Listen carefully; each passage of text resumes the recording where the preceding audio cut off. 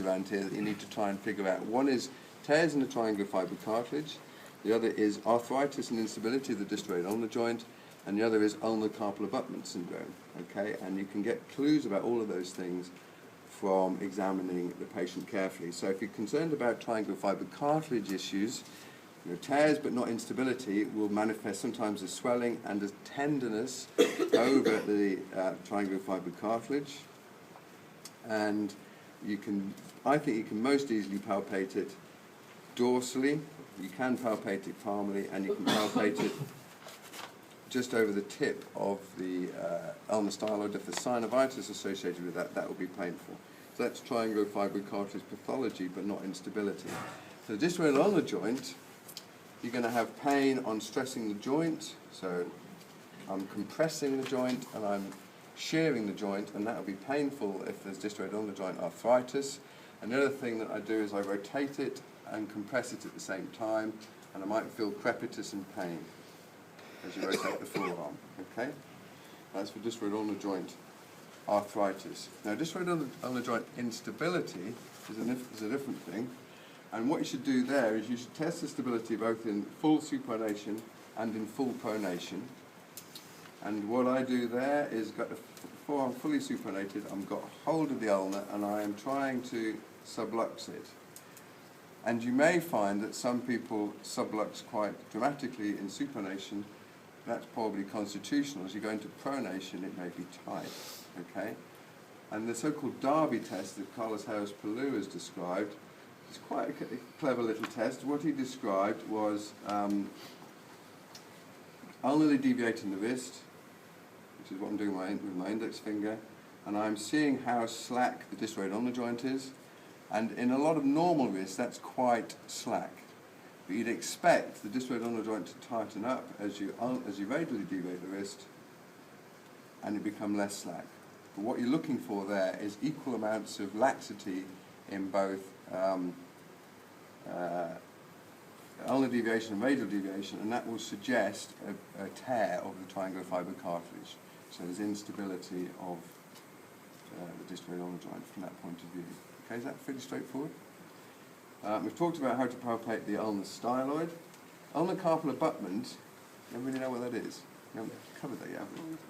But that's basically when the ulna is effectively too long and is bashing against the carpus in ulnar deviation, causing pain. So, a number of ways of assessing that. Again, I find examining the wrist like this is much easier than sort of down like this, because your landmarks are much more anatomical. So, am I hurting you? Mm. Ulnar deviate the wrist and do a bit of grind, and that will be painful. But that, of course, will be painful in lots of conditions. It will be painful if you have TFCC tear, if you have ulnar carpal abutment. So one of the distinguishers I find quite useful is to test the pain in ulnar deviation with the forearm supinated, and you only deviate the wrist and see if that's painful, and then pronate the forearm, because of course the ulnar is longer in pronation. Proud in pronation, that's how I remember it. It's not actually longer, but it's effectively, it's the radius getting shorter because it's rotating around it. So you'd expect, might be a little bit uncomfortable in supination, fully pronate the wrist, ow, that's really sore. And that's because the ulna is relatively longer and it's knocking against the lunate and causing pain. So that's quite a good discriminating test for ulnar carpal abutment syndrome. Okay? And while we're around here, the other thing that can cause pain on the ulnar side of the wrist is problems with the piezotriquetral joint. And the way that I test that is palpate it, and you can move it from side to side. So you can grab hold of your piezoform and flex the wrist, and it moves nicely from side to side. That might be painful, but not usually. But you do it in two places. One is flexion, because you're relaxing the FCU. Then you move it into extension, and that's tightening the FCU and pushing the piezoform against the triquetrum. So you test it. Is that painful? No, not really. Is that painful? Yes. And what you're doing there is you're increasing the joint reaction force, piezoform to triquetrum, and that will be painful if it's arthritic. And the other test you can do is a so-called piezotriquetral joint stress test.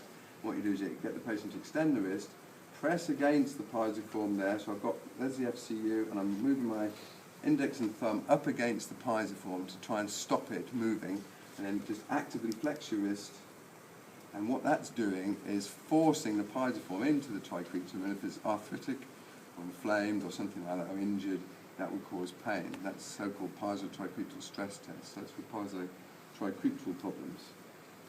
There are other things you can look for, all rarer, things like tenosynovitis at the entrance of the flexor carpi radialis as it goes in here, so you have localized tenderness just here, just at the ridge on the trapezium.